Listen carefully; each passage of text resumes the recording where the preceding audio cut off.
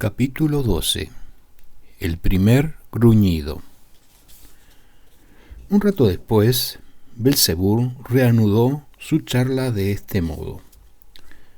Recuerdo cierta historia relacionada con los anatemas, que puede proporcionarnos un material sumamente útil para comprender el extraño psiquismo de estos seres tricerebrados que habitan aquel planeta que tanto te interesa, y lo que es más, esta historia puede tranquilizarte en cierta medida y brindarte alguna esperanza de que aun cuando esos peculiares seres terrestres llegaran a tener conocimiento casualmente de tu injuria y te anatemizaran, no te ocurriera, después de todo, nada demasiado malo. La historia que voy a narrarte tuvo lugar hace muy poco tiempo entre los seres tricerebrados contemporáneos y se originó en la forma siguiente.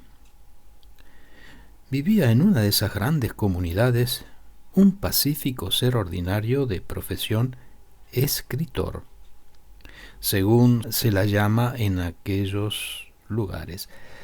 Sabrás que en edades remotas podían encontrarse todavía ocasionalmente seres pertenecientes a esa profesión capaces de inventar y de escribir cosas realmente propias de ellos.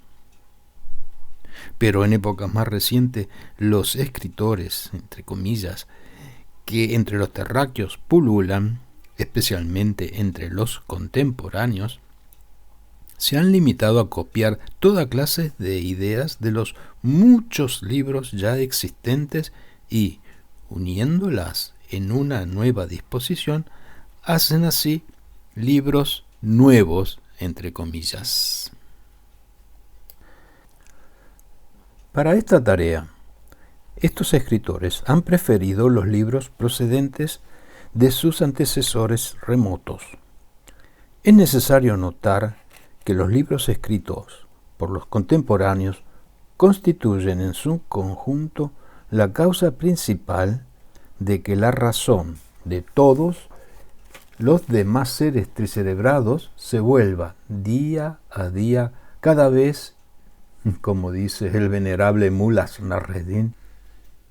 De modo pues, querido nieto, que el escritor contemporáneo de quien comencé a hablarte no era sino uno de tantos, sin ningún rasgo distintivo particular. Una vez terminado uno u otro libro, comenzaba a pensar en lo que habría de escribir a continuación y con esta perspectiva dedicaba a buscar alguna idea nueva en los libros de su llamada biblioteca. Provisión esta de ideas de las que ningún escritor actual puede carecer. Mientras hacía esto, llegó a sus manos un libro llamado Los Evangelios. Los Evangelios es el nombre que allí le dan a un libro escrito en épocas pasadas por ciertos individuos llamados Mateo, Marcos, Lucas y Juan, sobre Jesucristo, un mensajero de nuestra eternidad, enviado a aquel planeta. Este libro se halla ampliamente difundido entre aquellos seres tricerebrados que se conducen teóricamente de acuerdo con las enseñanzas de este mensajero.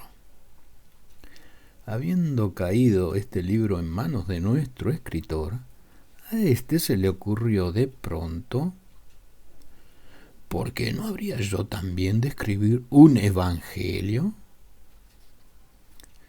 Como pude comprobar por otras investigaciones que debí realizar por otras razones completamente ajenas al caso, resultó ser que después de esta primera idea, nuestro terráqueo siguió razonando de esta forma: ¿soy yo acaso peor que aquellos antiguos bárbaros Mateo, Lucas, Marcos y Juanito? En todo caso, yo poseo una cultura que la de ellos. Ellos nunca han poseído, de tal modo que podría escribir para mis contemporáneos un evangelio muy superior a los de ellos. Decididamente, es absolutamente necesario que escriba un evangelio, puesto que los pueblos contemporáneos llamados inglés y norteamericanos tienen una gran debilidad por este libro, y las libras y los dólares que ellos utilizan se cotizan actualmente muy bien. Entonces, dicho y hecho. Y a partir de ese día se dedicó a trasladar su sabiduría, entre comillas, al nuevo evangelio, entre comillas. Pero cuando este estuvo terminado e impreso, solo comenzaron todos los demás hechos vinculados con el nuevo evangelio, entre comillas. En cualquier otra ocasión quizás nada hubiera pasado y este nuevo evangelio, entre comillas, habría dormido inadvertido en algún estante de alguna biblioteca de algún bibliómano, indiferenciado entre una multitud de libros que en aquellos lugares contienen verdades, entre comillas, semejantes. Pero afortunada o desafortunadamente para este escritor, sucedió que ciertos seres dotados de influencia, pertenecientes a aquella gran comunidad en la que él vivía, venían precisamente de tener una negra suerte con lo que se llama allí la ruleta y el baccarat, reclamando, por consiguiente, cada vez más dinero, como ellos dicen, de los seres ordinarios de la comunidad.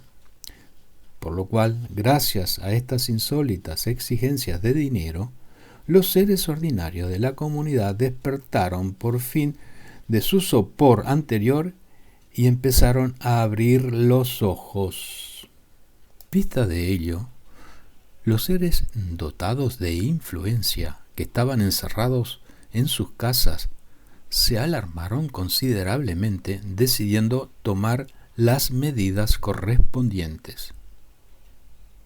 Y entre las medidas por ellos tomadas se contó también la de destruir inmediatamente y borrar de la superficie del planeta cualquier cosa que surgiese en su comunidad capaz de impedir que retornasen al mencionado sopor. Fue precisamente en este momento cuando el citado evangelio hizo su aparición. También, en el contenido de este nuevo evangelio, creyeron ver estos seres dotados de influencia un instrumento capaz de impedir que los seres ordinarios de la colectividad retomaran su sueño de costumbre, por lo cual resolvieron casi inmediatamente librarse tanto del escritor como de su evangelio. Y digo librarse porque por entonces ya se habían convertido en verdaderos expertos en librarse de estos brotes de tendencias a meter las narices donde no corresponde. Pero por ciertas razones no pudieron aplicar este tratamiento a nuestro escritor, de modo que grande fue su alarma, deliberando todos agitadamente acerca de lo que deberían hacer. Algunos propusieron encerrarlo simplemente en aquellos lugares donde pululan las ratas y los piojos.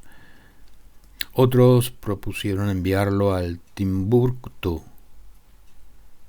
que sucesivamente y así, pero en definitiva decidieron anatemizarlo junto con su evangelio, de forma pública y solemne, con las reglas tradicionales de lo que es más alto aún, con exactamente el mismo anatema con que sin duda te habrían anatemizado a ti si hubieran llegado a saber cómo los habías insultado. Y así, querido niño, el extraño psiquismo de estos seres tricerebrados contemporáneos que habitan aquel peculiar planeta quedó puesto de manifiesto en este caso, en el hecho de que una vez que este escritor y su evangelio fueron públicamente anatemizados, el resultado fue para él, como dice el muy estimado Mullah Nasreddin, solo un lecho de rosas. Y esto fue lo que ocurrió. Los seres ordinarios de aquella comunidad, en vista del escándalo despertado en torno a este escritor por los seres influyentes, se interesaron considerablemente en aquel, comprando y leyendo ávidamente no solo su nuevo evangelio, sino también todos los libros que había escrito con anterioridad.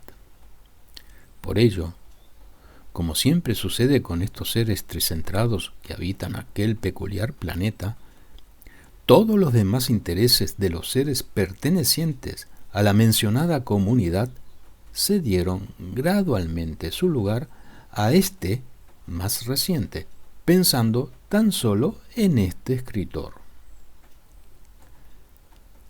Y como siempre sucede también, mientras unos lo alabaron, elevándolo por los cielos, otros lo condenaron, y el resultado de estos juicios exaltados y contradictorios fue que el número de personas interesadas en él y su obra siguió en aumento, no solo entre los seres de su misma comunidad, sino también entre otros seres pertenecientes a otras comunidades.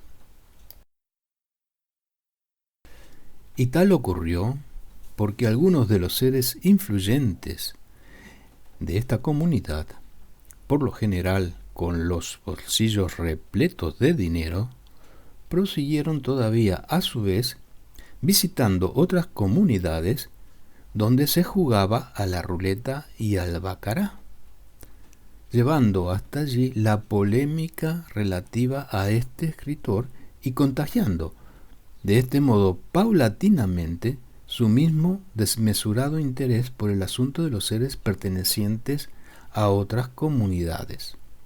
En resumen, debido al extraño carácter de su psiquis, resultó entonces que poco a poco el nombre de nuestro escritor se convirtió allí, incluso mucho tiempo después de haberse olvidado su evangelio, en uno de los más conocidos en todas partes, en los que de los escritores más reputados. En realidad, cualquier cosa que escribe es arrebatada por el público que la devora ávidamente, tomándola por la verdad definitiva. No hay en la actualidad quien no mire sus obras con la misma veneración con que los antiguos calquianos escuchaban las predicciones de su sagrada pitonisa. Es interesante notar aquí que no sería posible encontrar actualmente una persona que no conociese a este escritor y que no lo alabase como a un ser extraordinario. Pero si preguntáramos a cualquiera de estos panegiristas cuáles son sus obras, comprobaríamos, claro está, que si se decidiesen a confesar la verdad, que en su gran mayoría no han leído un solo de sus libros. No obstante, todo el mundo habla de él, lo discute, lo alaba, insistiendo en que se trata de un ser con una mente extraordinaria y muy conocedora del psiquismo de los seres que habitan el planeta Tierra.